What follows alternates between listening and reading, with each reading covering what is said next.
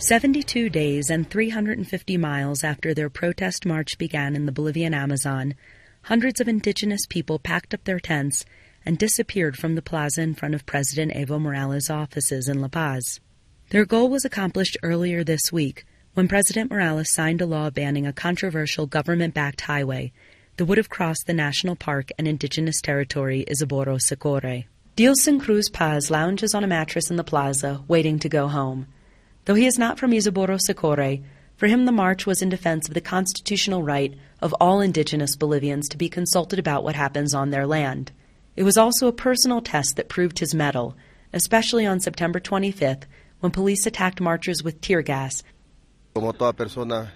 As people, we have to struggle for our goals, and I'm happy because I triumphed. But with a lot of difficulty, I fought with the police, and through that I came to respect myself as a man. I'm very proud I arrived here to this plaza. Hannah Sol from Oregon was one of very few foreigners present at the beginning of the march on August 15th. She was in Isaboro Socorro researching poor fishing communities when she joined a group of indigenous Mojeño Trinitario people as they headed out to join the march. The group traveled for 2 days in the back of a truck to reach a meeting point and then started walking with scarce provisions. Of those 39 people, 20 didn't have shoes. People pretty much just came with maybe a small backpack, maybe a mosquito net and a blanket, and there's 6-month-old babies, 73-year-old grandfathers, and generations, multiple generations of families came.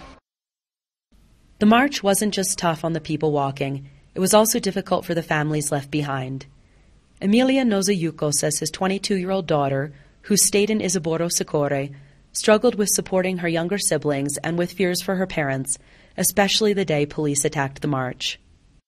Ha tenido que pasar horas y días difíciles, mi propia hija, con mis hijos menores, ¿no? Entonces, ha sido una tristeza porque my daughter had to go through difficult hours and days with my younger children. It's been sad because I was tied up, kicked, and thrown face down on the ground with my wife. We all lived through that, a bitter day for me and my family at home. But with everything that we've done to reach this goal, I am totally happy. Francisca Cachani cooked for a group of about 20 marchers along the entire route.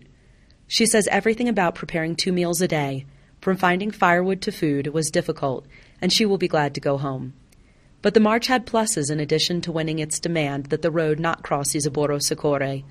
Pluses like the communities that received the marchers with open arms and walking into the very heart of La Paz.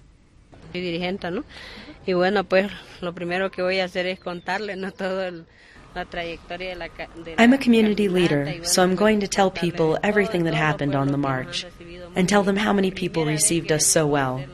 It's the first time I've come to La Paz. I decided to come because, as you know, nobody's life is certain. And I said, I'm going to see La Paz even if it kills me.